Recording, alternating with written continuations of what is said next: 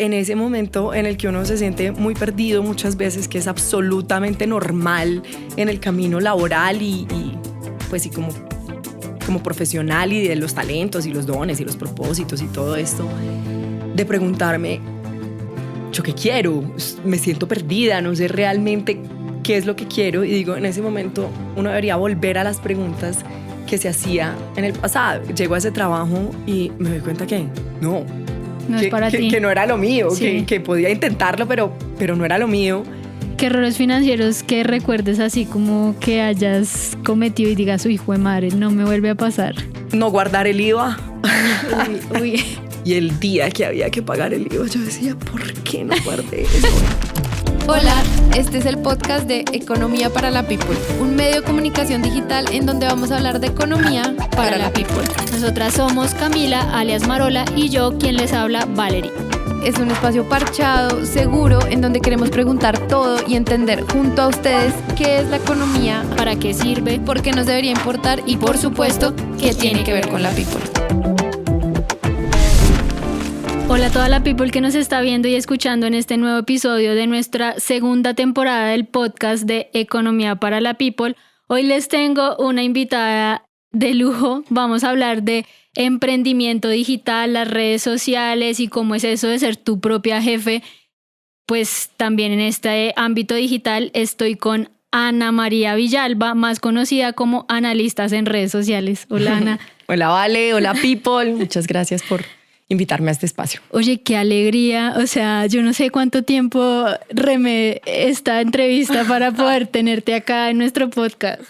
A mí me da mucha pena que muchas veces empiezo las entrevistas así, como le decía a Vale ahorita. La verdad es que siento que desde que WhatsApp se volvió un medio laboral, es confuso ahí el tema como de las respuestas. A veces se te bajan un montón los chats y bueno, pero todo en el momento perfecto. Sí, bueno, fue chévere porque también coincidimos con el lanzamiento del libro. Ana lanzó su libro en la Filbo. Pero bueno, cuéntanos a la gente que tal vez todavía no te conoce porque no está en redes sociales o lo que sea, ¿quién es Analistas?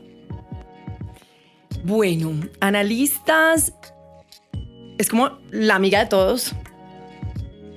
Es la que pone en palabras lo que muchas mujeres y hombres también han pensado, han sentido, pero no sabían que lo pensaban o que les había pasado o no sabían cómo ponerlo en palabras. Mucha gente dice que Analistas los espía, y Analistas es, podría decir que es un personaje creado por mí, porque pues ese es otro tema también como muy profundo y muy psicológico yo soy Ana María Villalba, tengo una cuenta que se llama Analistas. Entonces es este personaje que es la amiga, pero Analistas es una cuenta de contenido escrito en donde creo listas y escritos sobre la vida. ¿Quién es Ana María Villalba? ¿Tú qué estudiaste? ¿Cuántos años tienes? Cuéntanos un poquito de ti. Bueno, tengo 30, tengo 30, la segunda adolescencia, y eso ha sido chévere también porque siento como que cuando empecé en redes me encontré con una comunidad muy paralela a mi edad y hemos ido creciendo todas juntas, entonces atravesando las cosas que se atraviesan en los 20s, entonces las crisis, supuestas crisis, esos momentos en donde algunas amigas empiezan a casarse, a tener hijos. Soy comunicadora social y periodista, soy de Manizales, soy una habladora empedernida. Ven, ¿y cómo nació esa idea de convertir tus pensamientos en listas y pues lanzarte a hacerlo en redes sociales? Bueno, para hacer el cuento largo corto, como les decía, soy de Manizales. Creo que muchas personas que somos de ciudades intermedias o ciudades pequeñas tenemos algo que es como el sueño americano, pero el sueño capitalino o el sueño de ciudad grande, que queremos como vivir en una ciudad principal, trabajar en una ciudad principal, llegar a esas grandes marcas o a esos grandes medios o empresas, y como que siempre tenía muy claro y muy latente ese sueño de quiero vivir en una ciudad grande, quiero retarme, quiero probarme, quiero aprender de gente que he admirado siempre, no porque en las ciudades de uno no haya gente que admirar, y cuando estudié comunicación estudié comunicación en una universidad que es la Universidad de Manizales, que le agradezco un montón porque es una universidad en la que pasas por los diferentes medios, no tiene un enfoque específico, no es periodismo de medios de televisión o de prensa, y eso es súper enriquecedor porque yo, por ejemplo, entré a estudiar comunicación social y periodismo pensando que quería hacer prensa y me enamoré un montón de la radio, por ejemplo, en la carrera. Entendí que la prensa era transversal a todos los medios porque finalmente prensa es estructura de escritura, valga la... bueno, no es redundancia.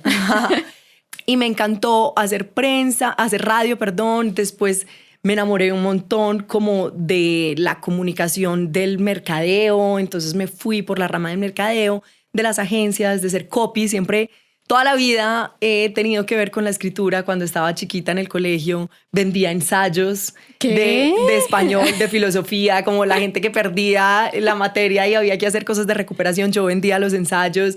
Era súper charro porque, por ejemplo... tarea de clase de español, hay que leerse este libro y hay que hacer ensayos, y yo podía hacer, de verdad, sin exagerar, 17 ensayos, 15 ensayos de un mismo libro, y la rabia que me daba cuando alguien sacaba una nota más alta que yo de uno de los ensayos que yo había vendido. Pero también era la que le escribía a las amigas el mensaje para el novio, la que escribía las cartas. Entonces como que toda la vida tuve mucha relación con la escritura.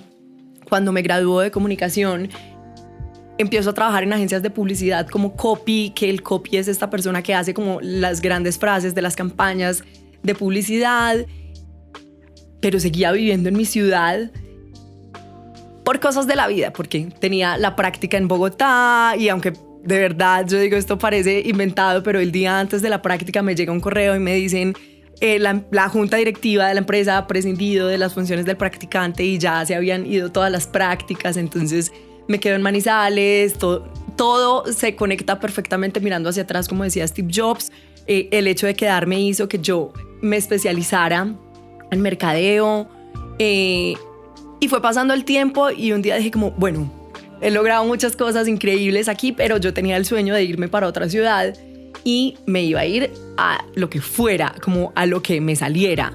Me sale una oferta como comercial. Yo había estudiado comunicación social, periodismo, mercadeo y ventas. En lo que era más floja eran ventas, y me fui a trabajar en ventas pensando que uno podía aprender de todo, claro, y que podía lograrlo, y realmente no. O sea, todos tenemos la capacidad claramente de aprender y de fortalecer talentos o de estudiar cosas, pero zapatero a tus zapatos. O sea, también creo que es como cohibir o meter a una persona que tiene un talento inmenso en algo, en un frasquito chiquito, pretendiendo que sea buena en otra cosa, que creo que eso es algo muy propio del modelo de educación con el que crecimos en este sistema, y es pretender que todos seamos buenos en las mismas áreas.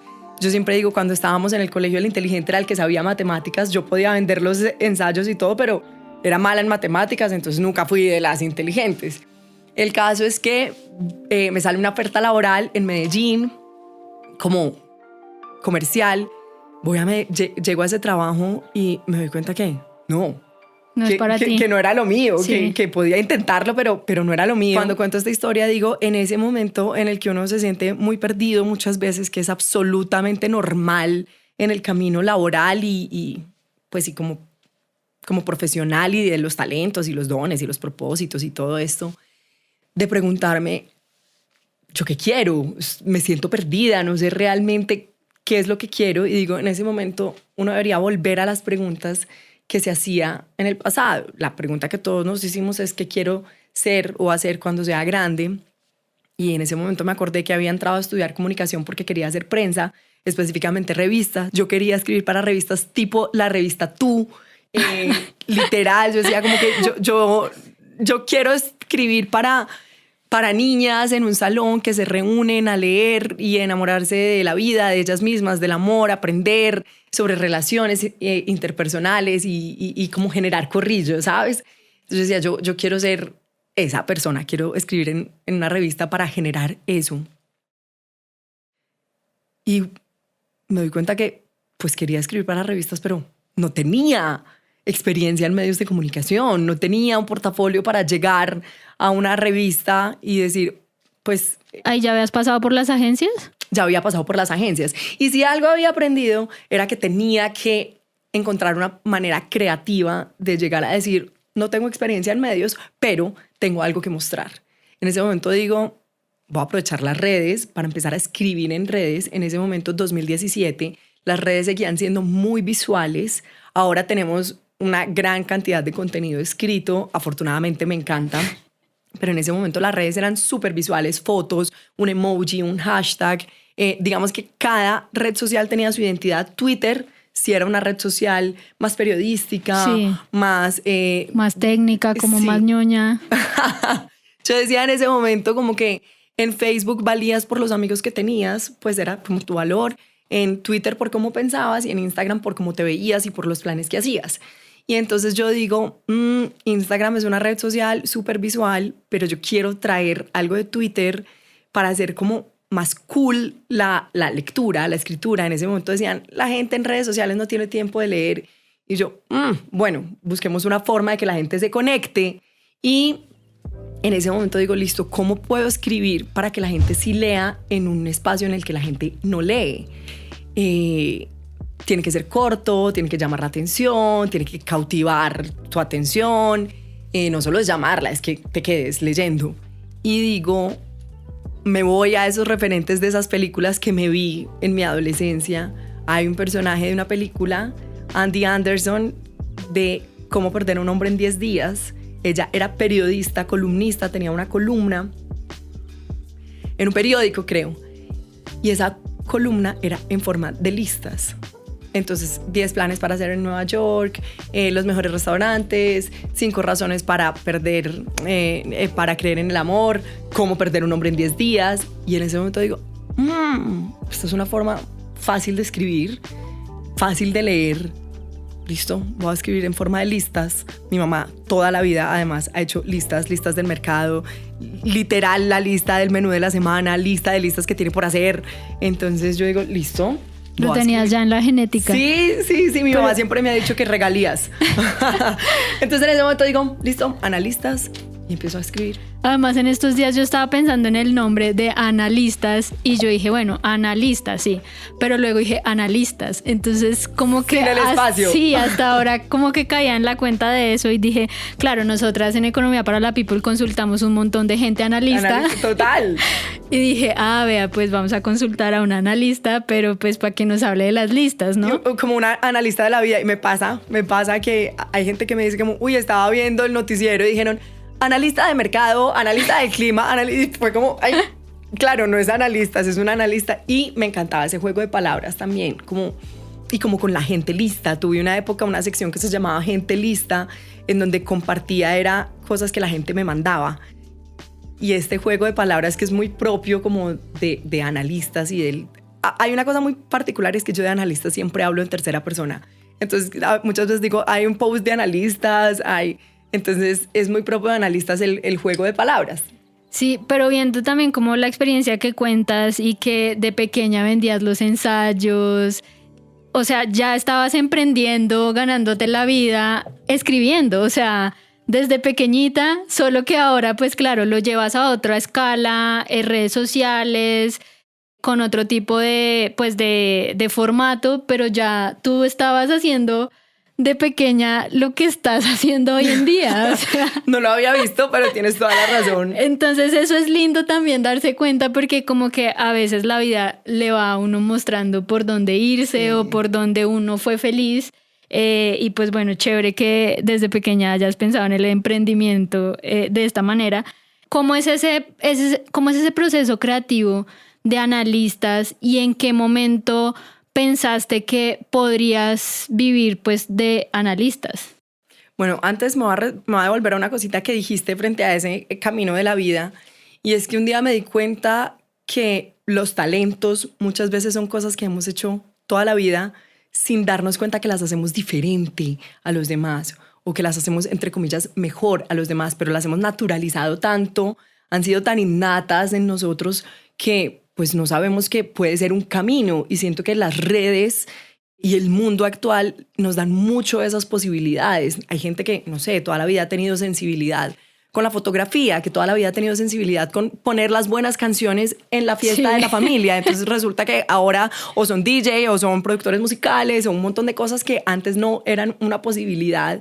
Y siento que una de las cosas, y ahí lo conecto con la pregunta que me haces, que es importante para darse cuenta es verse desde afuera. Es como verse en tercera persona, como que tengo yo que podría potencializar, que hago yo, que además no minimizando ni pensando que el camino es fácil, pero como qué cosas se me dan a mí de manera fácil o de manera genuina que me fluyan, porque ahora creo que sí es una posibilidad pensar en que eso podría ser un camino de vida, unos ingresos, sí, como tu forma de ganarte la vida. Es muy loco como hay gente que, por ejemplo, no sé, toda la vida le ha encantado la jardinería y ahora resulta que tiene una página en la que enseña sobre plantas y entonces crea su propia tienda de plantas y cómo un saber que anteriormente, pues, ¿a dónde te iba a llevar eso?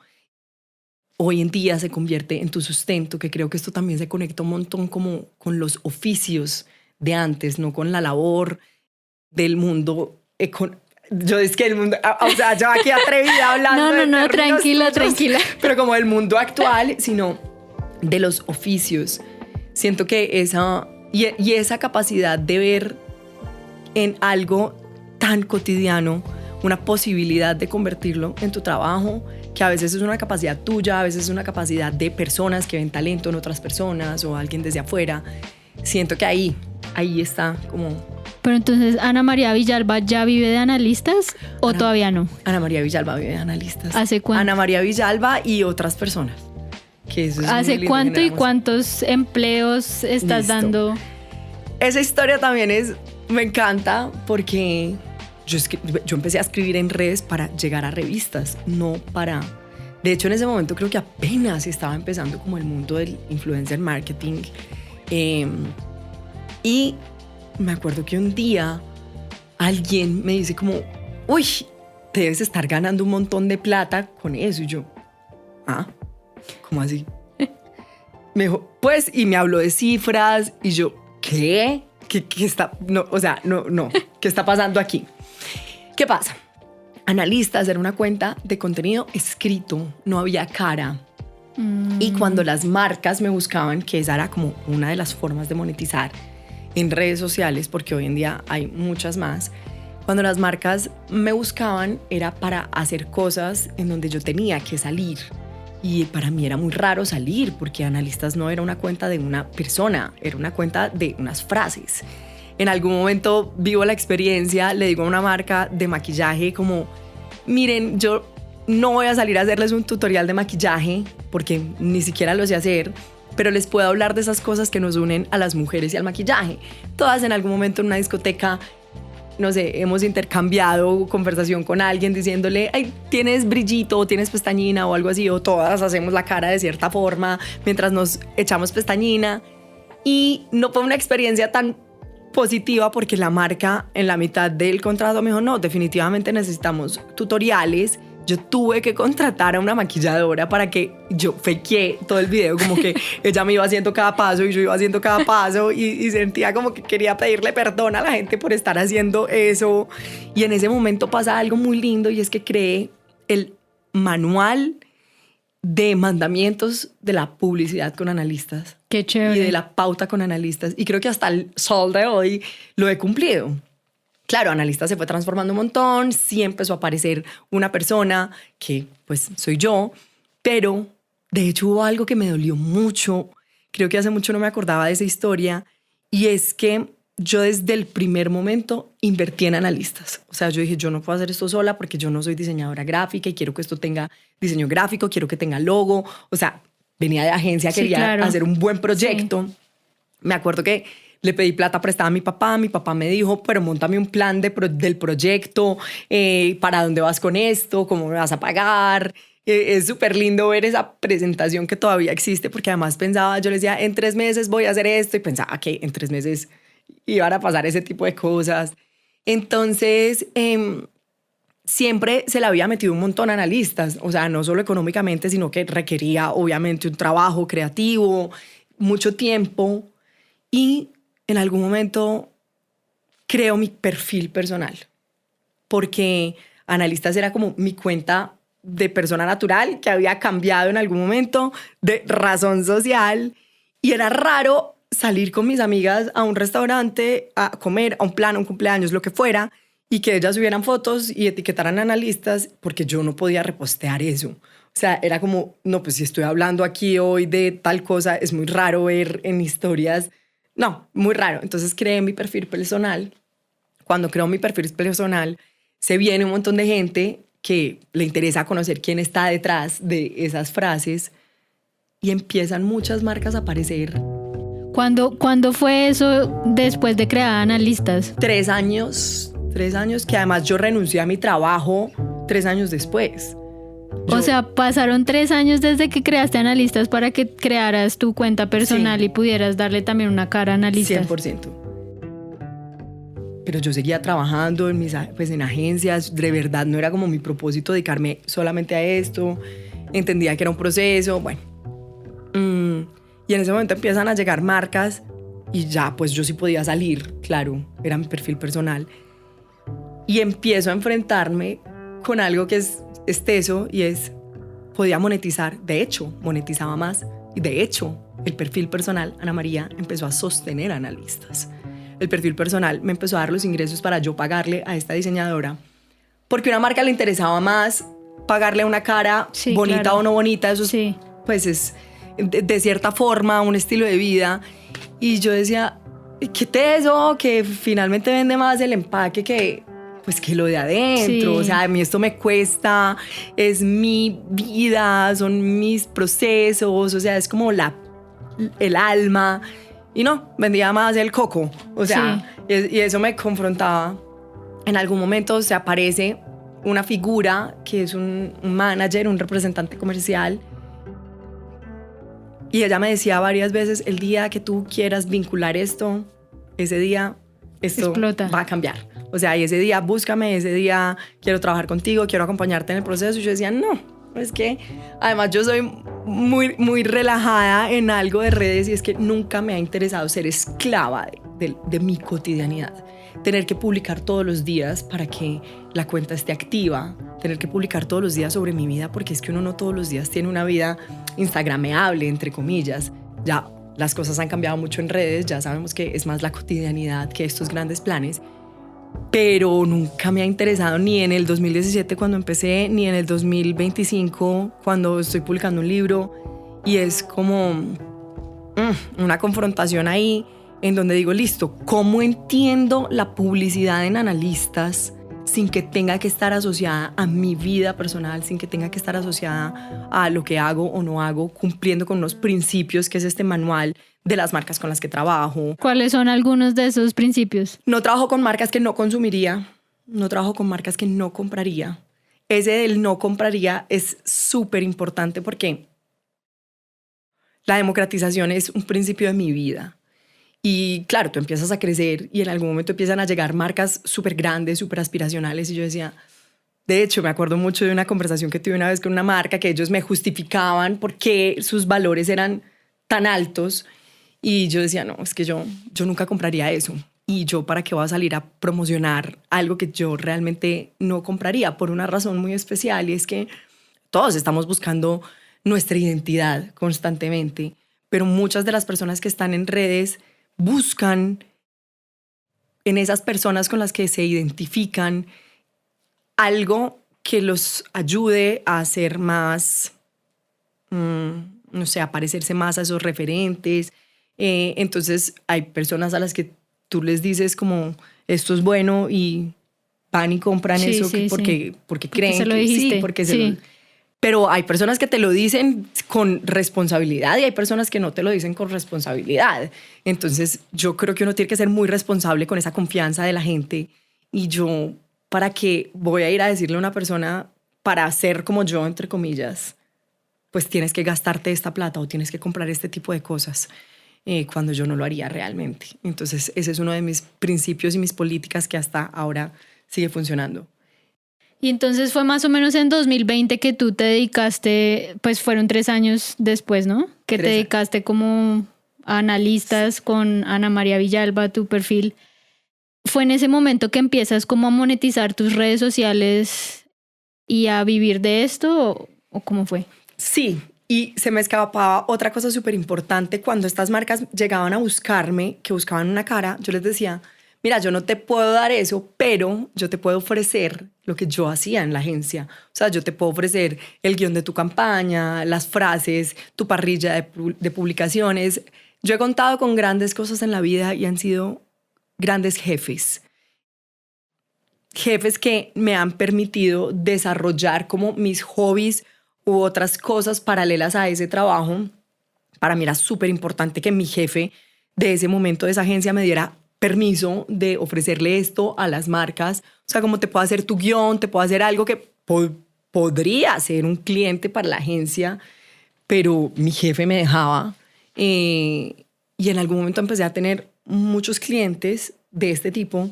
Y de hecho, cuando yo empecé a monetizar analistas, no era con publicidad, era haciendo de agencia con ese tipo de clientes. Como que le hacías los contenidos, pero no salían en tus redes sociales. Exacto. Ni salía yo, ni salían en mis redes sociales. Y en algún momento empiezo a tener más clientes, incluso que en la agencia. Clientes para cosas pequeñas, ¿no? Para el guión, para la parrilla, para la frase, para la campaña del Día de la Mujer, no para un always on. Entonces... Y hoy en día, ¿cuántas personas están en tu equipo? Porque siento que muchas personas como en redes sociales creen que una cuenta o que ser influencer o crear contenido es súper fácil, que eso, mejor dicho, te despiertas, coges el celular, publicas cualquier cosa y ya, un boom, te volviste viral, ¿no? Ajá. Pero hay un contenido que se hace, hay un equipo de trabajo detrás, a nosotras nos pasa en Economía para la People. ¿Cómo es ese proceso contigo? Y como tú hablabas que no publicas todos los días, ¿cómo defines ese proceso también editorial y creativo en analistas y quienes te apoyan? Yo intento visibilizarlo mucho en redes y es decir, yo soy la cara visible, pero hay un equipo que lo hace posible. O sea, como que creo que nos pasa a todos los emprendedores que tenemos un momento en el que somos todo, en el que hacemos todo lo hacemos todo. Y uno empieza a crecer realmente el día que construye equipo, el día que aprende a delegar también, ¿no? Sí, 100%, y que otra vez el zapatero a tus zapatos y que hay alguien que es bueno en esto. Entonces el hecho de que alguien se esté enfocando en su saber y yo me esté liberando de algo que no sé hacer, pues ayuda a que mi energía creativa esté más enfocada en donde tiene que estar enfocada realmente. Entonces el equipo es clave, pero también es un proceso que no sé si ya existe una universidad, algo que te enseña cómo construir equipo y cuál es el equipo que necesitas. Eso es rarísimo porque al principio yo pensaba que yo necesitaba una persona que hiciera lo que yo hacía, que me descargara un poco, y cometí un montón de errores, entre comillas, en el proceso, porque definitivamente no necesitaba otra persona como yo, sino necesitaba a alguien que hiciera lo que yo no sabía hacer para que me liberara, como decía ahorita, el tiempo o la energía creativa para poderla enfocar en. Entonces, eso es un camino en el que además pierdes muchísimo dinero, pierdes tiempo, porque, claro, cuando contratas a alguien, pues tienes que sentarte a formar en un montón de cosas. Sí, como también entender los procesos, uno que busca, qué hace. Y otra pregunta que me surge es, bueno, ¿cómo haces para precisamente mantener ese equilibrio entre tu vida personal y analistas o pues tu trabajo hoy en día en redes sociales? Creo que no siempre lo logro. Creo que por eso a veces me saturo y peleo y me desconecto y me pierdo una semana. Pero finalmente creo que analistas, como no es Ana María, sino que es analistas, y analistas es la amiga de todas. Analistas no siempre habla de mi vida. De hecho, muchas veces también, así como mi mamá, tengo amigas que me dicen regalías. Eso salió de una conversación conmigo. Entonces, afortunadamente tengo un personaje que me lo permite en donde es que yo te estoy hablando de un aprendizaje, yo te estoy hablando de una historia que tú la estás leyendo con los nombres y apellidos de tu propia historia. O sea, yo te estoy hablando de una tusa, de algo que tú le pones tu historia, porque aquí no va con nombres propios. Eso también hizo parte de los aprendizajes y del camino. Analistas, cuando empecé, si hablaba de mis novios, ponía nombres, ponía fotos, y fui entendiendo que no era necesario. Entonces creo que Analistas y el personaje me lo permite. Y a esto siempre le llamo y no ser esclavo del algoritmo. Eso es bien difícil y pues yo te lo menciono también como experiencia propia, porque nosotras en Economía para la People publicamos todos los días, pero bueno, nosotras somos un medio de comunicación digital y pues eso también nos mete cierta presión y a veces como que una misma cuando es su propia jefa se da muy duro. O sea, ¿cómo eres Total. Tú como jefa contigo? O sea, no, fatal. Y en el libro lo dice, yo quiero dejar de ser mi jefe, quiero ser mi patrocinadora. O sea, porque la figura que siempre tuvimos del jefe te exige y uno es muy exigente con uno mismo. Y yo un día dije, de verdad, no pasa nada grave si no publico un día. Claro, el algoritmo te castiga, después un montón de cosas, pero no pasa nada. Pues como que para salud mental hay que permitirse esos espacios de bloqueo, hay que permitirse esos silencios, hay que permitirse esas pausas.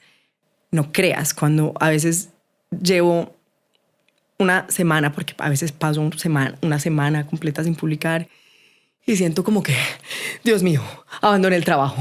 O sea, como que una de las personas de mi equipo me dice como, yo no entiendo por qué tú mides tu nivel de compromiso con el trabajo con si salimos al aire o no con algún contenido, porque es como que llevas trabajando toda la semana, que esa es otra cosa. Claro, es que uno está trabajando en proyectos, sí. Uno está trabajando en el detrás de cámaras y un montón de cosas, pero al mismo tiempo tiene que ir publicando y las redes tienen que ser como con el día a día, como un medio de comunicación.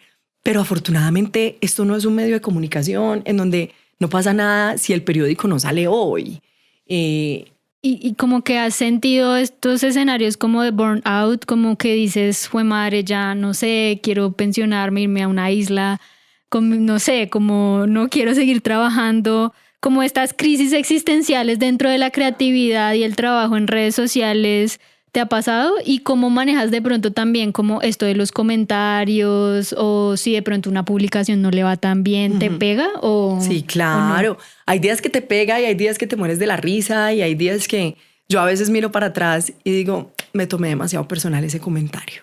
O sea, como que antes me enfrascaba si alguien, no sé, no estaba de acuerdo y ahora miro para atrás y digo, es que no pasa nada si no estamos de acuerdo. O sea, no me están tirando hate necesariamente por no estar de acuerdo y realmente tengo el privilegio y la fortuna de contar con una comunidad muy sana en la que yo no tengo casi hate, pero hay algo que siempre digo, odio cuando un contenido se viraliza, porque cuando un contenido se viraliza se sale de tu comunidad, llega a personas que es como si en la comunidad fuera una casa en donde tenemos reglas no dichas, en donde se habla de cierta forma, en donde somos respetuosos y a veces cuando un contenido se hace viral llega un montón de gente que llega a hablar de una forma en la que no hablamos aquí y a veces yo digo, pucha, yo no quiero crecer en número, yo no quiero llegarle a un montón de gente que... Y ese es un tema importante porque en redes sociales se priorizan mucho también los números, ¿no? Como cuántos seguidores tienes, engagement y eso. Esas cosas te trasnochan, o sea, como no sé, estoy ya casi llegando a los 500,000, pero quiero el 1,000,000, o sea, como que nunca es suficiente o cómo lo gestionas tú. Tuve una época, me acuerdo que tenía una tabla en la que cada primero del mes escribía seguidores, como cuánto crecimos, como muy para rastrearlo, pero hace mucho tiempo. De hecho, muchas veces puede que me preguntes cuántos seguidores tienes hoy y no tengo ni idea.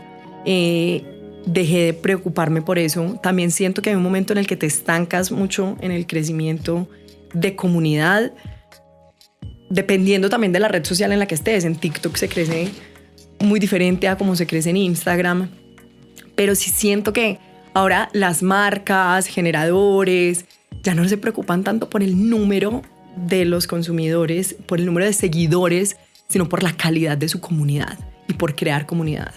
hay cuentas muy pequeñas, entre comillas, porque en redes hemos desdibujado un montón el valor de los números. Hay cuentas, entre comillas, muy pequeñas con una comunidad inmensa, con una comunidad súper activa, con una comunidad súper fiel. En cambio, hay cuentas gigantes que no tienen comunidad. ¿Te ha dado síndrome del impostor o de la impostora ahora, no sé, con tu lanzamiento del libro? Habita en mí. ¿Cómo lo gestionas? Habita en mí. Le converso todo el tiempo porque no solo en el libro, o sea, como con muchas cosas que me pasan, no sé. Y es tal vez desde la insuficiencia, pero que esto lo digo en el libro, por ejemplo, me conflictó un montón, pues que Analistas es como la psicóloga, pero yo no soy psicóloga y respeto un montón a los profesionales de la salud mental. Entonces, de hecho, me acuerdo que tenía una sección que se llamaba el consultorio de analistas y en algún momento dije, yo tengo que cerrar esto porque esto no es un consultorio o le tengo que cambiar el nombre. Y me acuerdo que lo intenté cambiar a costurero de analistas porque un costurero es con amigas, un consultorio es con un profesional. Y me daba durísimo si me invitaban a dar una conferencia, por ejemplo, y yo decía, pero ¿de qué? O ¿Pero sea, yo? ¿Pero de qué voy a hablar si es que yo aquí hablo de las cosas que me pasan a mí? Y muchas veces me acuerdo que tuve un momento en el que le decía a una amiga, que para no tomarme tampoco tan personal como esos mensajes que me escribían, que no siempre los gestiono bien, claramente. Para eso les recomiendo tener una red de apoyo. Amigos, familia, pareja, que te bajen, que te recuerden que esto es espuma también. Sí, y como, digamos, ¿cómo ha cambiado tu percepción del éxito desde que empezaste hasta ahora? ¿Crees que eso ha tenido algún ajuste? Voy a decir algo muy cursi. Creo que el éxito es no haber cambiado mi percepción del éxito, porque sigo pensando que el éxito es, por ejemplo, que mis redes no dependan de mi vida privada o que mis redes no dependan de mi cotidianidad. Sigo pensando que el éxito es crear una comunidad y una conexión con las personas que vaya más allá de la marca gigante que venga para yo decir, es que trabajo con tal marca internacional. Creo que el éxito es disfrutarse lo que uno hace, que no siempre lo logro por este síndrome del impostor, por ser mi propia jefe, que ya no soy mi propia jefe. ¿No? Ya no soy mi propia jefe, eso me fascina. Yo en el momento en el que digo, necesito contratar un equipo, necesito ayuda, siempre dije, pues la persona que necesito es un jefe porque nadie me enseñó a liderar y a liderar un montón de procesos que no tengo por qué saber. No soy administradora de empresas y jugar a administrar mi propia empresa me salió mal, obviamente, muchas veces. Y eso me da pie para hacerte esta pregunta y es ¿cómo manejas tus finanzas personales como independiente y pues también con ingresos variables en redes sociales? Porque esto pues es un negocio que a algunos meses les va súper bien, otros no tanto. Y como pues también es ese manejo con las finanzas de analistas que a la final es tu negocio. Voy a empezar por una anécdota. Acuérdense cuando decía que Ana María sostenía analistas y yo creo que pasa mucho empezando un negocio, empezando algo y todo es una misma cuenta, ¿no? Es como que tu plata es la plata de tu empresa y esto es muy raro, como que te prestas plata de aquí, te debes acá. Me acuerdo que cuando empiezo ya a dedicarme me enfrento con una cosa que es una realidad y los pagos a 60 días, a 90 días, sí. Finalizado el contrato, no sé qué, es como, ¿qué? Entonces yo me tenía que prestar plata de Ana María y vivía en créditos y vivía en me debo y cuando llega la plata ya la tenía que pagar. O sea, me acuerdo que fue muy difícil llegar a ese punto en el que no estaba todo el tiempo pagando mis propias deudas porque las cosas llegaban a 60 días, a 90 días, que además a veces son después de finalizado el contrato y es un contrato no sé cuánto tiempo. Entonces es como, complicado. Apenas en el 2025, analistas, yo no sabía si esto era una empresa rentable o no. Tenía que ser rentable. Me imagino. Claro, porque venías andando ya unos años. Sí, tenía que ser, pero yo no tenía ni idea de la utilidad. Jamás había tenido una meta, jamás tenía ni idea. Los mayores ingresos provenían de la publicidad o de los productos propios o de qué. Era un desconocimiento total y absoluto, pues sí, de cómo funcionaban analistas financieramente y administrativamente. Ha sido la mejor decisión de mi vida, la mejor, literal, y a mí me cambió la vida a nivel personal y todo. Y las finanzas en Ana María sigo aprendiendo un montón, pero creo que, y yo no sé si esta sea una respuesta válida, un consejo o que sea, pero es como el no gastar lo que no tengo, sino lo que no creo que tengo las herramientas para conseguirlo. Es como que quiero esto, tengo esta plata, no, pero tengo la capacidad de, no sé, algo que he hecho desde la universidad antes de que esto estuviera de moda. Yo me ha gustado mucho la moda siempre, entonces vendía mucho mi ropa en la universidad. Okay. Vendía antes de que estuvieran de moda como los closet sale y eso. Vendía mi ropa en la universidad porque era ropa que estaba súper buena, en súper buen estado, pero pues yo quería comprar otra cosa ya, entonces siempre vendía mi ropa, o se venían las ferias de mi ciudad y vendía ropa para tener plata para las ferias. Entonces era como, esto que quiero, tengo con qué, tal vez no en este momento, pero ¿qué tengo que hacer para poderlo pagar? Listo, tengo que, en este caso era vender mi ropa, o tengo que conseguirme otro contrato, o tengo que, creo que así. ¿Qué errores financieros que recuerdes así como que hayas cometido y digas, uy, hijo de madre, no me vuelve a pasar? ¿O aprendí de esto? No guardar el IVA. Uy. No guardar el IVA. O sea, cobrabas el IVA y te lo gastabas y luego veías de dónde. Y el día que había que pagar el IVA, yo decía, ¿por qué no guardé eso? Entender que el IVA no tiene que entrar a tu... No. Sí, no es plata tuya, no es plata tuya, o sea, sácala tuya. Desde la DIAN. Creo que es uno de los grandes errores que, por supuesto, son aprendizajes. ¿Crees que el trabajo creativo y emocional en redes sociales está suficientemente valorado en la economía?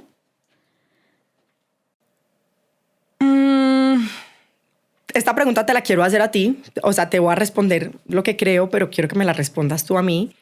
Yo diría que está bien valorado económicamente, pero mal percibido, porque creo que económicamente es una cosa que funciona muy bien. O sea, y las personas que nos va bien en redes, nos va muy bien y alcanzamos cosas que a alguien en un trabajo tradicional pues le costaría un montón de tiempo lograrlo, pero mal percibido porque para mucha gente todavía es como muy raro a esta gente porque le pagan. Sí. Y de hecho les da rabia. O sea, como, ¿por qué les pagan? Estos influencers sí, se ganan la vida muy fácil, y es por una razón. Porque cuando tú construyes una comunidad en la que hay confianza, una recomendación tuya pues no son los 15 segundos de que te tomó grabar esa historia, por decir así.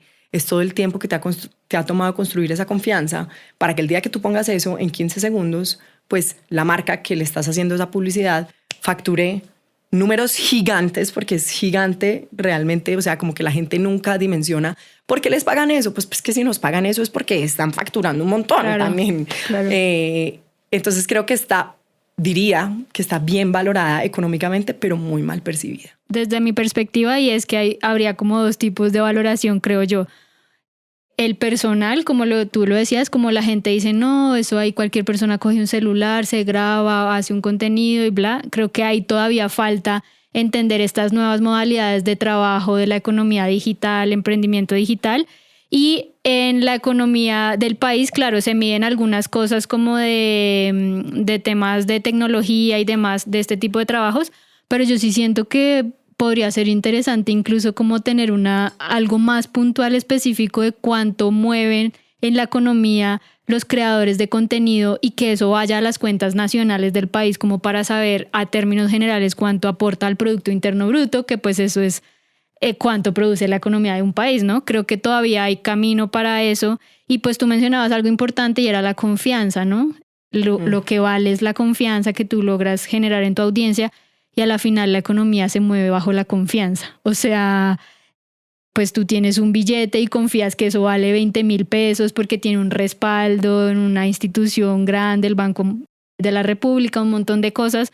Entonces, pues a la final están como bien conectadas y pues sí creo que es importante y que lo podemos seguir como trabajando para ver cuál realmente es el aporte de este tipo de trabajos que haces tú, que hacemos nosotras para la economía de nuestro país. Y creo que también aportamos en la generación de empleos, Total. en ayudar a cerrar algunas brechas de desigualdad, como ver, no sé, en nuestro caso la mayoría de nuestro equipo de trabajo son mujeres. Tenemos una mujer que pues fue mamá joven, entonces como que ella nos decía, oigan, yo nunca me imaginé que podía teletrabajar y estar con mi hijo, ¿sí? Como que eso es muy difícil. Entonces esas cosas son como súper importantes también para aportar en el país. Yo quisiera cerrar esta conversación, Ana, me encantaría quedarme aquí hablando contigo, pero el tiempo apremia, preguntándote como qué consejos les darías a otras mujeres o personas que quieren empezar un proyecto creativo desde cero y lanzarse a emprender en redes sociales, que tal vez dicen, uy, no, pero a mí me da pena, o yo no sé, yo siento que esto es una bobada, yo no, sí, como, ¿qué les dirías? Bueno, voy a hacer una lista. Lo primero que les diría es una de las grandes frases de mi libro que acabo de lanzar, Sinvergüenzas, y es, nadie se ha muerto de vergüenza, pero muchos han dejado de vivir por ella. Entonces, a todos nos dio pena, a todos nos dio cringe, a todos nos dio... Es rarísimo escucharse la voz, verse en un video, todo, es rarísimo al principio, pero en algún momento te coges confianza y se te empieza a dar de forma más fácil, pero si vas a esperar de pronto a que un día no sea incómodo, tal vez ese día no va a llegar. Hay gente a la que sí le pasa, hay gente a la que no. 1. 2, nada es tan bobo nunca. Nada es tan cliché, tan light, tan insignificante. Para todo hay, para todo hay un público. Este ejemplo que les daba hace un momento de la persona que es súper buena toda la vida con la jardinería y resulta que en algún momento empezó a generar contenido sobre plantas y se le convirtió en un trabajo que es una cosa que uno dice como, ¿qué? ¿En serio? Es como cualquier cosa aporta e importa. Nada es tan cualquier cosa. Entonces eso que tú crees que para ti es muy normal, que para ti es muy obvio, hay personas que quieren saber un montón sobre eso y que quieren aprender un montón sobre eso. Y que todos estamos pasando por lo mismo siempre. O sea, creo que todos hemos tenido esa frustración, esa motivación, esos días de desmotivación. Y la diferencia está entre quienes se paralizan y quienes deciden avanzar. Anteriormente, o sea, para llegar a un medio de comunicación gigante había que pasar por un montón de cosas. Ahorita te estaba poniendo este ejemplo, para llegar a una disquera había que tener no solo recursos, sino contar con una suerte inmensa. Ahorita hay personas que gracias a las redes se les viraliza una canción, se les termina convirtiendo su cuenta un medio de comunicación. Sin duda las redes han democratizado muchas cosas y han convertido un escenario de posibilidades. Entonces creo que eso es algo que la gente le tiene mucha bronca a las redes sociales, pero yo siempre voy a agradecer, celebrar, invitar. Recuerden que Ana lanzó su libro hace poquito en la Filbo, se llama Sinvergüenzas. La encuentran en todas las librerías del país. La encuentran en las principales librerías, en las librerías independientes, en los almacenes de grandes superficies también, en página web. Bueno. Entonces, bueno, ahí es otra manera de apoyar a Ana y si no la siguen, pues también la pueden seguir. Y nosotras también sacamos nuestro libro Economía para la People, un manual tranqui para manejar el dinero. No es un libro de finanzas personales de cómo hacerse rico o rica en 3 días, sino de estos conceptos básicos de la economía que nos generan dudas existenciales, como si nos vamos a pensionar, qué tiene que ver el cambio climático con la economía. Porque pagamos impuestos, porque ya me lo empecé a leer. ¿Deberíamos pagar por el hotel mamá? Bueno, ahí les dejamos un montón de preguntas interesantes y bueno, también lo consiguen en todas las librerías del país. Bueno, esta entrevista muy inspiracional con Ana María Villalba. Yo muy feliz de tenerte aquí y poder echar un par de listas. A toda la people que se quedó hasta el final de este episodio, muchas gracias. Recuerden que si tienen alguna duda, pregunta, nos pueden escribir a nuestro correo podcast@economiaparalapeople y recuerden por favor que sus dudas son nuestras historias. Muchas gracias, Ana María. Chais. Gracias.